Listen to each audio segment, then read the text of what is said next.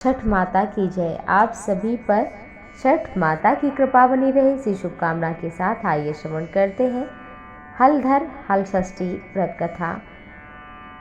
हल षष्ठी इसलिए कहा जाता है कि छठ माता का इस दिन उनका पूजा पाठ किया जाता है, और हल इसलिए जोड़ा जाता है क्योंकि ये कृष्ण के बड़े भाई बलराम, जिनका आयुध हल है, उनका नाम जुड़ा हुआ है।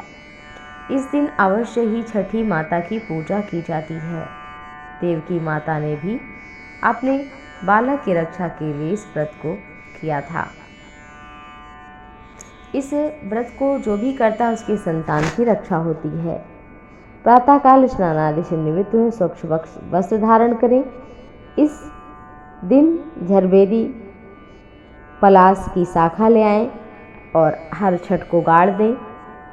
7 अनाज चना, जौ, गेहूँ, धान, अरहर, मक्का, मूंग चढ़ाने के बाद पूजा करें।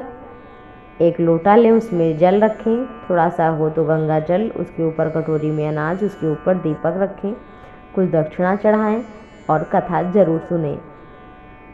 कथा बड़ी ही प्रसिद्ध है, श्रीमद् देवी भागवत की कथा है।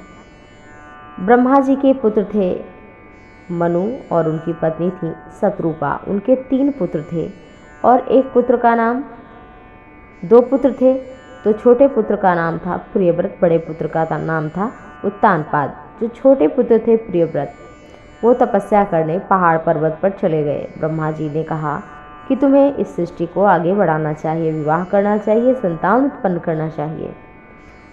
पितामह ब्रह्मा की आज्ञा मानकर प्रियव्रत ने विवाह किया और उन भगवान की कृपा से एक सुंदर संतान की भी प्राप्ति हुई।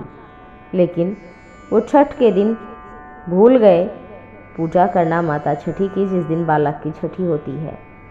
अंततः क्या हुआ कि उसके बालक की मृत्यु हो गई। जब बालक की मृत्यु हो गई तो राजा प्रियव्रत विलाप करने लगे, दोनों हाथों में अपने बालक को देख रोने लगे।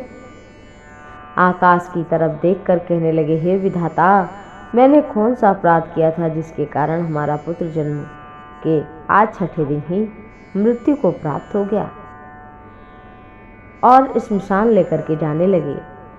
जब श्मशान में जमीन खोद कर गड्ढा करने लगे और अपने पुत्र को जमीन में रखने से पूर्व अपने बालक को एक बार पुनः हृदय से लगाया और जोर जोर से रोने लगे, विलाप करने लगे कि मेरा बालक जीवित हो जाए, मेरा बालक जीवित हो जाए तो मैं कुछ भी करने को तैयार हूँ।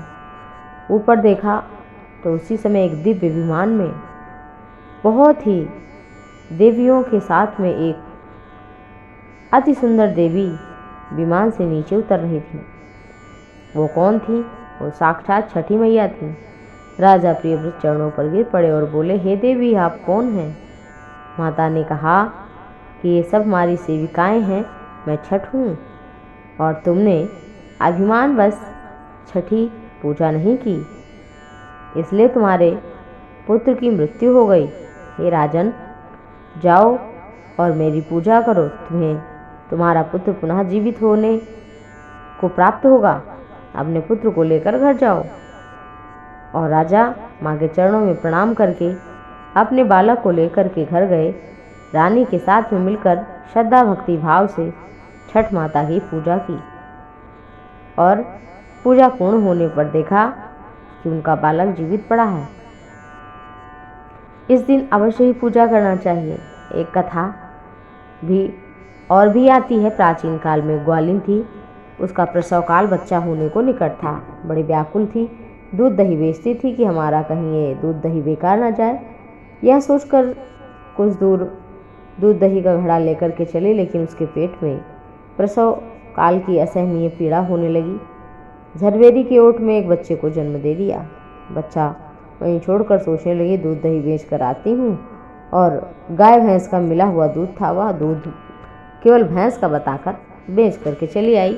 और इधर एक किसान उधर खेत में हल चलाता जा रहा था, देखा नहीं, और हल लगने से उसका बच्चा मर गया, पेट फट गया था थोड़ा सा।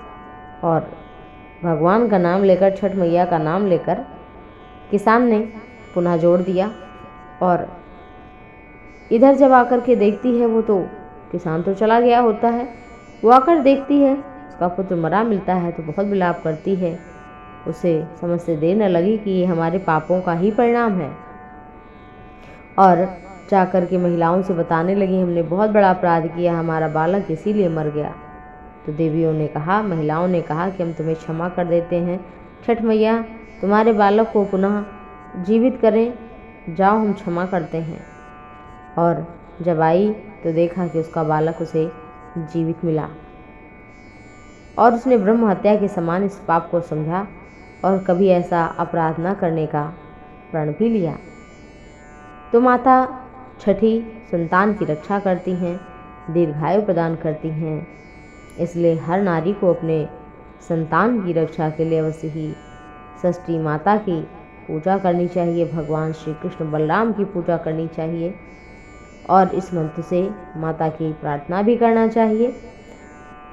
गंगा द्वारे कुशावर्ते बिल्वके नील पर्वते स्नात्वा कनखले देवी हरम लब्धवती पतिम ललिते सुभगे देवी सुख सौभाग्यदायिनी अनंतम देहि सौभाग्यम मह्यम तुभ्यम नमो नमः।